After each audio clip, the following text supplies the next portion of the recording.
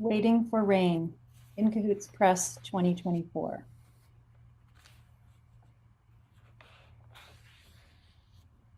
Early June.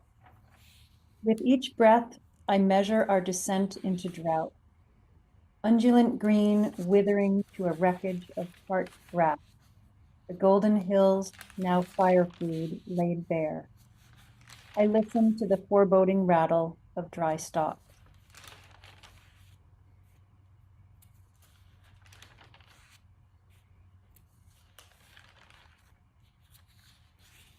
Late June.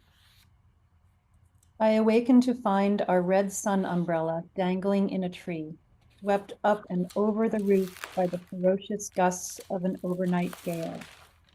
Red flag warning, dry wind, lightning, an incendiary pairing.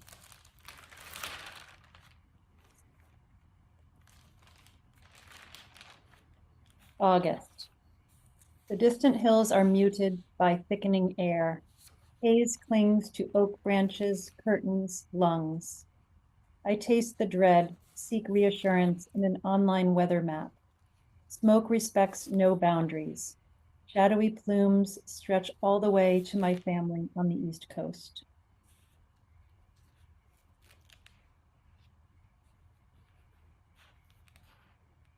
Early September. The amber glow of early morning, a stalled radiance. The sun never rises. Instead, perpetual dawn. Exquisite to the eye, but the acrid smell betrays it as fire.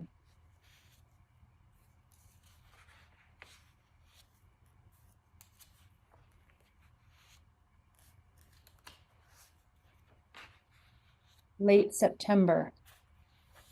At dusk, a strip of orange light just over the ridge. Around me, fluttering ash. Snowflakes that taste like the remains of someone's home, particles of their possessions dissolving on tongue and fingertips.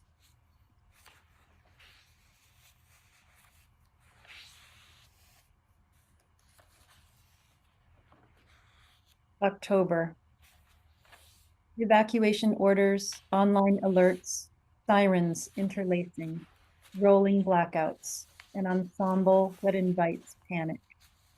Lights flicker, then go out. In the darkness, I know what is missing, ache for it in my heart. I beg for rain.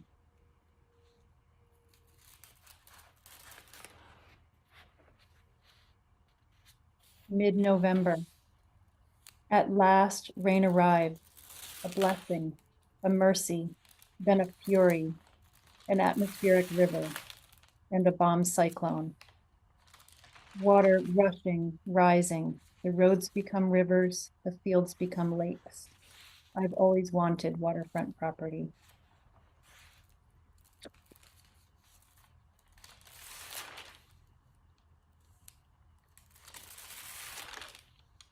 Late November. In the print studio, a small spring seeps from the crack between wall and floor. Mopping is futile, like a footprint in the sand at the tide line, filling and filling. I surrender to the insurgence of water. All hands rush to raise the rugs, clear lower shelves, hoist soggy supplies up on tables. Everything is on legs, even me, wearing rain boots indoors. Early December. Puddles recede, revealing silt and worms inside, outside a lush green carpet. Amidst the excess of new streams and standing water, the emerald lilt of grass betrays no hint of the parched tinderbox of summer. Yet it will return. I bear witness to this cycle of beauty and devastation.